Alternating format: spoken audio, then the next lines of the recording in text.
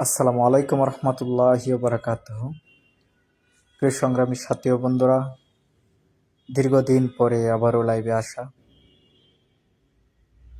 আমি অনেক ব্যস্ততার মাধ্যমে দিনকাল যাচ্ছে, যার কারণে আসতে পারি না। বেশিক্ষণ আজকে লাইভ করবো না, চলে যাব 10 থেকে 15 মিনিট কথা বলবো আপনাদের মাঝে। যে বিষয়টি আমি আজকে আপনাদের মাঝে আলোচনা করতে চাই সেটি হচ্ছে বর্তমান বাংলাদেশের চলমান রাজনীতির ধারাবাহিকতায় ভবিষ্যৎ বাংলাদেশ এবং জনগণের অবস্থা কি হতে পারে সেটাই। প্রিয় বন্ধুরা, আপনারা জানেন বর্তমান বাংলাদেশের চলমান অবস্থা সম্পর্কে অবগত আপনারা আছেন। বাংলাদেশের চলমান অবস্থার কথা যদি ভাবি, জুলাই বিপ্লবের পরে যে আশা নিয়ে এদেশের মানুষ সংগ্রাম করেছিল, যেই আশা বুকে রেখে, যেই স্বপ্ন চোখে রেখে রক্ত স্নাতে ভিজেছিল বাংলার ভূমি, দুঃখিনী মা তার সন্তান হারিয়েছিল, এদেশের ভাইয়েরা বুক পেতে জীবন দিয়েছিল, সেই আশা কি আজও জনগণ বাস্তবায়ন করতে পারবে? ইতিহাসের ধারাবাহিকতায় আমরা যদি ৭১-এ যাই, এই একই আশা নিয়ে, একই স্বপ্ন নিয়ে এই বাঙালি জাতি বঙ্গবন্ধু শেখ মুজিবুর রহমানের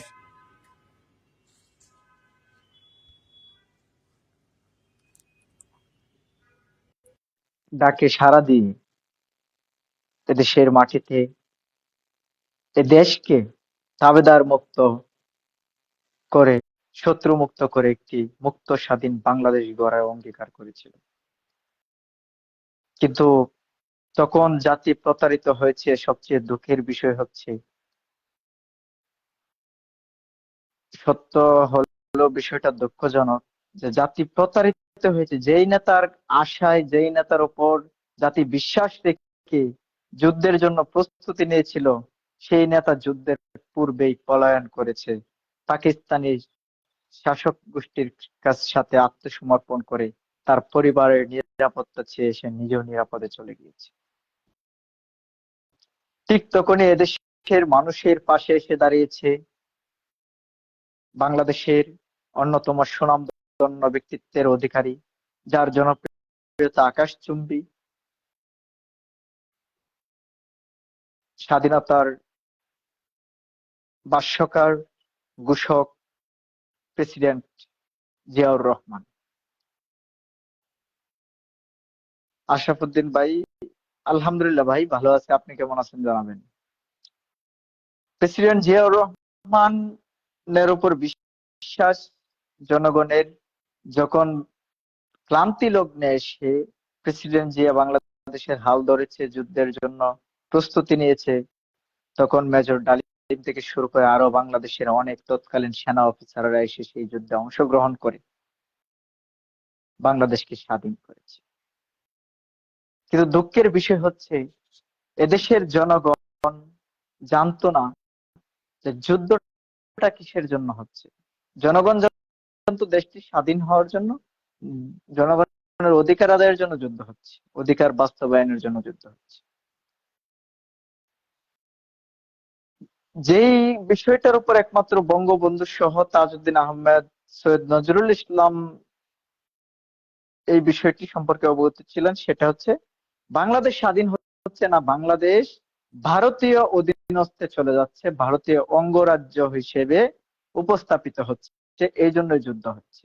যেটা মেজর ডালিমের বাসায় মেজর ডালিম বলেছে যে আমরা ছিলাম এদেশের ঝাড়ুদার, এদেশের যোদ্ধারা ছিল এদেশের ঝাড়ুদার, ঝাড়ুদার হয়ে যুদ্ধ করেছি, পথ পরিষ্কার করে দিয়েছি, আর বাংলাদেশকে পরিচালিত করেছে ভারত শাসক গোষ্ঠী। তখনও বাংলাদেশ স্বাধীন হয়নি। স্বাধীনতার পরেও এদেশের 40,000 নিরীহ মানুষকে জীবন দিতে হয়েছে মুজিবের রোষানলে, যা এদেশের মানুষ ইতিহাসকে বিকৃত করার কারণে জনগণের অজানা রয়ে গেছে বিষয়টি। এরকম আরো অনেক ইতিহাস রয়েছে। বাংলাদেশের তরুণ প্রজন্মের অর্জিত স্বাধীনতা যে গণ অভ্যুত্থানের মাধ্যমে অর্জিত হয়েছে, স্বদেশী শাসক গোষ্ঠীর হাতে হাজার হাজার ভাইয়ের মৃত্যু, লাশ গুম করা এবং রক্তের স্রোতে বাংলাদেশ বাংলাদেশের লাশের বেলা বাসানো, বিষয়টি অত্যন্ত দুঃখজনক। গতকালকে আমরা মেসেঞ্জারে একটা গ্রুপিং আড্ডায় গিয়েছিলাম। কবি আহ, কবির ভাই, কবির আহমদ ভাই সেখানে ছিলেন। উনি ওনার নিজের চোখে দেখা লাশ, শহীদের বর্ণনা দিলেন। যারা দেশের মানুষ, দেশকে ভালোবাসে, দেশের স্বার্থে কাজ করে, কোন দলে অন্ধ অন্ধবিশ্বাসী দল করে না, কোন নেতার প্রতি অন্ধ নয়, তারাই কেবলমাত্র 24-এর রণাঙ্গনের কষ্টটা উপলব্ধি করতে পারে। আমার সবচেয়ে ভালো লেগেছে যে গত 2 দিন পূর্বে আহ, তারেক রহমান একটি বক্তব্যে বলেছিলেন, উপদেশমূলক কিছু বাণী দিয়েছিলেন নেতাদের উদ্দেশ্যে। সত্যিকার অর্থে ভালো লেগেছে। তারেক রহমান বুঝতে পেরেছে সে তারেক রহমানের যে চিন্তা, তারেক রহমানের যে ভবিষ্যৎ পরিকল্পনা, যাই হোক না কেন, বর্তমান যে চিন্তা, সেই চিন্তার আলোকে যদি বিএনপির নেতৃবৃন্দরা চলে, তাহলে আগামীর বাংলাদেশ ভালো কিছু করতে পারে। 24-এ বিপ্লবের পরে আমরা দেখেছি চাঁদাবাজি, ডাকাতি থেকে শুরু করে অনেক নির্যাতিত হয়েছে এদেশের মানুষ এবং ধর্ষিত হয়েছে এদেশের মা বোন। পর্যায়ক্রমে বাংলাদেশের অস্থিতিশীল পরিবেশ বেড়েই চলেছে। লক্ষ্য অন্তর্বর্তীকালীন সরকারকে ব্যর্থ করা। এদেশের মানুষ সহজ সরল,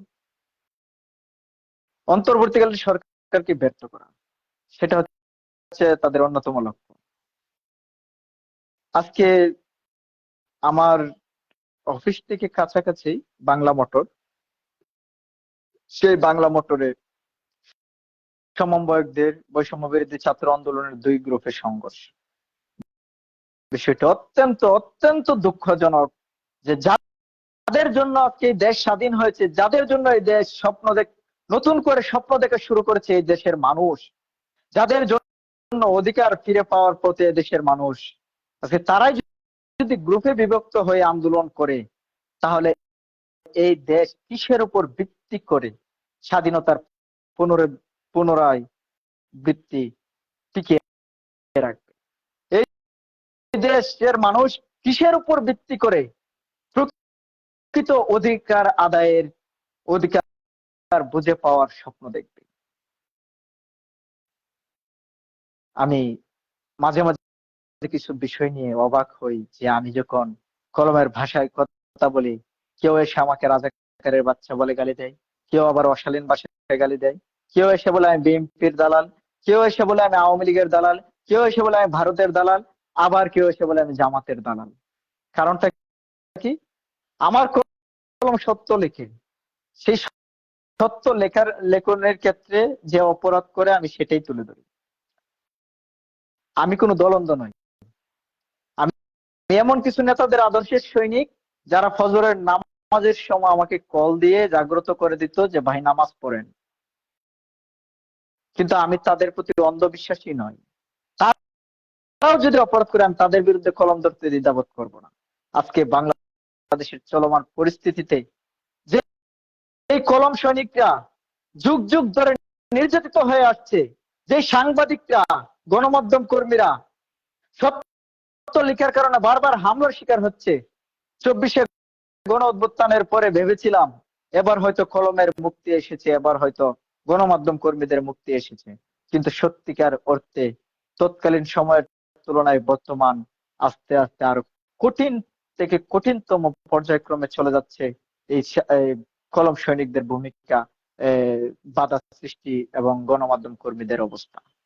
যারা একমাত্র দালালি করতে পারে, যেসব গণমাধ্যম কর্মীরা চাটুকারগিরি করতে পারে, যেসব গণমাধ্যম কর্মীরা সময়ের সাথে সাথে রূপের পরিবর্তন করে যে কোনো একজন ব্যক্তি বা দলের পাছাতে, একমাত্র তারাই সমাজে মূল্যায়ন পাচ্ছে। কিন্তু যারা সর্বদাই সর্বসময়ের নিরপেক্ষ কলম যোদ্ধা, তাদেরকে হেনস্থা করার চেষ্টা করা হচ্ছে। আমি এর তীব্র নিন্দা ও প্রতিবাদ জানাচ্ছি। আপনারা জানেন, বর্তমান চলমান সময়ে জামাত ইসলাম নিয়ে অনেক কাদা ছোড়াছুড়ি হচ্ছে। আবার বিএনপির শীর্ষস্থানীয় নেতৃবৃন্দরা চাঁদাবাজ বলে গালি দিলে তারা মনে করে তাদেরকে গালি দেওয়া হচ্ছে।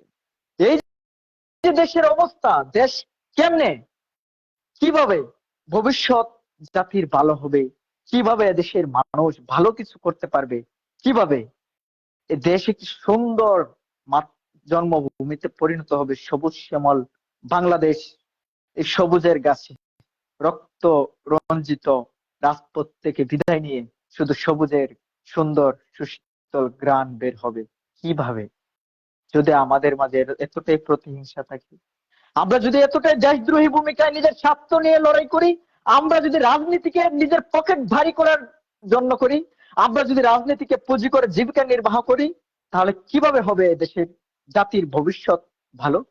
আমার প্রশ্ন আপনাদের কাছে। দেশের ভালো যদি করতে হয়, তাহলে স্বার্থ বাদ দিতে হবে রাজনীতি থেকে, রাজনীতির নামে ব্যবসা বাদ দিতে হবে। দেশের ভালো যদি করতে হয়, কলম সৈনিকদেরকে স্বাধীনতা দিতে হবে। দেশের ভালো যদি করতে হয়, তাহলে গণমাধ্যম কর্মীদেরকে স্বাধীনতা দিতে হবে। সত্য লেখার ক্ষেত্রে, সত্য লেখার ক্ষেত্রে স্বাধীনতা দিতে হবে গণমাধ্যম কর্মীদেরকে, কলম সৈনিকদেরকে, তবে দেশের মানুষ ভালো কিছু করতে পারবে। আজকে চতুর্দিকে আওয়ামী চাটুকাররা অস্থিতিশীল পরিবেশ সৃষ্টি করার চেষ্টা করছে। পারিবারিক ইস্যুকে কেন্দ্র করে তারা সেটাকে কঠিন থেকে কঠিনতম পর্যায়ে পৌঁছে দিচ্ছে বিভিন্ন মিথ্যা মামলা দিয়ে। সেটা কেন হচ্ছে? আমি বিষয়টি না বললে নয়। আজকে একটি বিষয় আমি তুলে ধরছি, আমার এলাকায় ঘটে যাওয়া সুনামগঞ্জের দিরাই সাল্লা উপজেলার শশারকান্দা গ্রামের একটি ঘটনা। পারিবারিক একটি ইস্যু থেকে শুরু করে আজকে এটি এমন একটি মামলায় পরিণত হয়েছে যেখানে 11 জন আসামির মাঝে 9 জন আসামি হচ্ছে নির্দোষ, যারা এই মামলার ঘটনার সাথে কোন রকম সম্পর্ক নেই। ইতিহাস যাচাই করলাম, তথ্য উদ্ঘাটন করলাম, তথ্য উদ্ঘাটন করে দেখলাম এই মামলাগুলোর সাথে, এই মামলাগুলোর পরামর্শ দিয়েছে আওয়ামী দোসররা, উস্কানি দিয়েছে। এর মাঝে রফিক নামে একজন জড়িত, যিনি বিএনপির লোক ছিলেন, লেবাসদারি, পরবর্তীতে আওয়ামী লীগের সাথে যুক্ত হয়েছে, আওয়ামী লীগের বিভিন্ন কার্যক্রমে সহযোগিতা করেছে। সে এইরকম উস্কানি দিয়ে, এরকম পরামর্শ দিয়ে সেই মামলা করতে সহযোগিতা করেছে। আরে ভাই, তুই মামলা করবি কর, যে অপরাধ করেছে তার বিরুদ্ধে মামলা করে তাকে জেলে ধরে নে, যদি সে পারে ছুটে আসবে, না হয় না। নিরপরাধ ব্যক্তিদেরকে মামলা দিয়ে কেন আজকে আদালতের কাঠগড়ায় দাঁড় করাতে হবে? এই জন্য কি দেশ স্বাধীন করেছি? এই জন্য কি 24-এর রণাঙ্গনে জীবন বাজি রেখে লড়াই করেছি? এই জন্য কি গত 16টি বছর থেকে জীবনের, আওয়ামী সরকারের 16টি বছর আর আমার জীবনের গত 14টি বছর আমি সংগ্রামী বিপ্লবী পথে কাটিয়েছি নিরপেক্ষভাবে কলম সৈনিকের ভূমিকায়? এই জন্য কি 2021 সালে রাজাকার উপাধি পেয়েছিলাম? আর আজকের এই স্বাধীনতা অর্জনের পরে লড়াই করেছি রাজপথে নেমে। রাজপথে নেমে লড়াই করার পরে আজকে এইগুলা দেখতে হচ্ছে যে প্রতিটা জায়গায় আওয়ামী দোসররা তাদের আধিপত্য বিস্তার করার চেষ্টা করছে। তাদের প্রতি প্রশাসনের কোনো ভূমিকা নেই, এলাকাবাসীর কোনো মামলা নেই। কেন এরকমটি হবে? কেন? অপরাধ করেছে তারা অপরাধী, তাদেরকে মামলা দিয়ে আগে গ্রেফতার করুন, তারপর বোঝা যাবে অপরাধ নিরপরাধ। দিরাইশাল্লার মাঝে, সুনামগঞ্জের দিরাইশাল্লায় এখনো অনেক আওয়ামী লীগ নেতৃবৃন্দ, আওয়ামী লীগ দোসররা রয়েছে যারা বুক ফুলিয়ে ঘুরে বেড়াচ্ছে। জুলাই বিপ্লবের বিপক্ষে তারা ভূমিকা রেখেছে, আবার কেউ মধ্যস্থতা অর্জন করেছে, মানে পক্ষেও যায়নি বিপক্ষেও যায়নি। দেশের প্রতিটা জায়গায় যদি গ্রুপ সৃষ্টি হয়, দেশের প্রতিটা জায়গায় যদি প্রতিহিংসা সৃষ্টি হয়, আজকের রাজনীতির মাঠে যদি এরকম একটি খাতা চুরাচুরির অবস্থা হয়, তাহলে দেশের মানুষ কিভাবে এগিয়ে যাবে, কিভাবে উন্নয়ন হবে দেশে? চলমান একটি ইস্যু, সেটি হচ্ছে প্রশাসনের পোশাক পরিবর্তন করেছে। আমি আমার ভাষায় বলতে চাই, প্রতিটা রাষ্ট্রীয় অর্থ ব্যয় হয় কিসের কাজে? রাষ্ট্র উন্নয়নের কাজে। প্রতিটা রাষ্ট্র উন্নয়নের কাজে রাষ্ট্রীয় অর্থ ব্যয় হয়। আর একমাত্র দেশ বাংলাদেশ যেখানে পাল্টাপাল্টির কাজে রাষ্ট্রীয় অর্থ ব্যয় হয়। শুরু হয়েছে কোথায় থেকে? আপনারা জানেন, এদেশের 18 কোটি মানুষের হৃদয়ে গাথা জিয়া আন্তর্জাতিক বিমানবন্দর, যেটা বর্তমান শাহজালাল আন্তর্জাতিক বিমানবন্দর নামে পরিচিত। এই জিয়া আন্তর্জাতিক বিমানবন্দর আওয়ামী স্বৈরাচার ক্ষমতায় যাওয়ার পরে এটা ভেঙে দিয়ে মুসলমানদের অনুভূতির জায়গা দখল করে নিয়েছে। সেটা হচ্ছে শাহজালাল আন্তর্জাতিক বিমানবন্দর। কি প্রয়োজন ছিল এই নাম চেঞ্জ করার? কি প্রয়োজন ছিল এই নাম চেঞ্জ করার, যে লক্ষ লক্ষ টাকা খরচ করে এই নাম চেঞ্জ করতে হবে? এটা একটা বিষয়। তো তারা তো পথ দেখিয়ে গিয়েছে। এখন তাদের মতো নাস্তিকবাদী সরকার এবং জুলুমবাজ শাসক ছিল না, তাদের প্রতি তো জনতা ক্ষুব্ধ, যার কারণে তাদের নামে তৈরি করা প্রতিষ্ঠানগুলোর নাম পরিবর্তন করা হচ্ছে। আচ্ছা, যাই হোক, এইগুলাতে কার্য সমাপ্ত নয়। সমাপ্ত এখন জনগণ, প্রশাসনের যে পোশাক, সেই পোশাক পরিবর্তন। এখনো প্রশাসনের বিভিন্ন জায়গায় আওয়ামী দোসররা বসবাস করছে। মনের পরিবর্তন যদি না হয়, মন থেকে যদি তারা শুধরিয়ে না আসে, পোশাকে কি তাদেরকে পরিবর্তন করতে পারবে? পোশাক কি তাদের ভিতরের অমানুষটাকে হত্যা করতে পারবে? পোশাক কি তাদের মনুষ্যত্বহীন রূপটাকে পরিবর্তন করতে পারবে? কেন আজকে কোটি কোটি টাকা বাজেট করা হবে এই পোশাকের পিছনে, যে পোশাক জাতির কাছে আজকে হাস্যকর হয়েছে? আমি অন্তর্বর্তীকালীন সরকারের কাছে আবেদন জানাবো এবং অনুরোধ করব, দেশের শীর্ষস্থানীয় ব্যক্তিদের প্রতি অনুরোধ করব, আপনারাও বিষয়টির প্রতি সচেতন হয়ে ভূমিকা রাখুন। এই পাল্টাপাল্টির খেলা বন্ধ করুন, রাষ্ট্রীয় অর্থে রাষ্ট্রীয় কাজে ব্যয় করুন। আজকে প্রতি বছরে দেশের হাজার হাজার হাজার হাজার কোটি টাকা ব্যয় হয় ভারতীয় বন্যার মোকাবেলা করতে গিয়ে, তাও আবার আপনার অনেক গবাদি পশু, অনেক মানুষ প্রাণহানি হয়। ভারতীয় বন্যার মোকাবেলা কিভাবে করা যায়, জন্য বাঁধ নির্মাণ করতে হবে, সেই বাঁধ নির্মাণের কাজে টাকা খরচ করুন, সেই বাঁধ নির্মাণের জন্য বাজেট করুন। পোশাক পরিবর্তনের জন্য আপনারা বাজেট করেন। বিষয়টি মানে দেশ যে কোন পথে যাচ্ছে, মাঝে মাঝে চিন্তা করতে গিয়ে সত্যিকার অর্থেই একটু উন্মাদনা লাগে নিজের কাছে নিজেকে। তাই সবাই ভালো হয়ে যান, সবাই সবার জায়গা থেকে দেশের স্বার্থে ভূমিকা রাখুন। সঠিক রাজনীতি যদি করতে হয়, জীবন পরিচালনার রাজনীতি বাদ দিয়ে দেশের স্বার্থে রাজনীতি করুন, নতুবা সেই রাজনীতি করার দরকার নেই।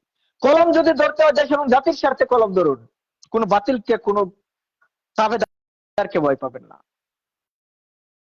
সাংবাদিকতা যদি করতে হয়, সাদাকে সাদা, কালোকে কালো বলার চেষ্টা করুন। যে কোনো ঘটনার গভীরতা যাচাই করে তারপর কথা বলার চেষ্টা করুন। ঘটনার গভীরতা যাচাই না করে সেটার আগা নিয়ে টানাটানি করবেন, সেটা কখনো সম্ভব না।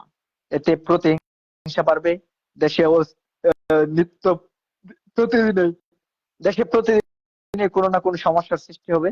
আমরা চাই না এটা। আমরা একটি শান্তি সমৃদ্ধ বাংলাদেশ চাই, যেখানে সবাই ধর্ম বর্ণ নির্বিশেষে সমানভাবে বেঁচে থাকবে, শান্তিভাবে বেঁচে থাকবে। আমার বোন নির্ভয়ে রাস্তায় চলাফেরা করবে, তার ওড়না ধরে টান দেওয়ার ক্ষমতা কারো থাকবে না, দর্শন তো দূরের কথা। অতএব সেই ক্ষেত্রে আমাদের সবাইকে সচেতন হতে হবে। সবাই ভালো থাকুন, সুস্থ থাকুন। আল্লাহ হাফেজ।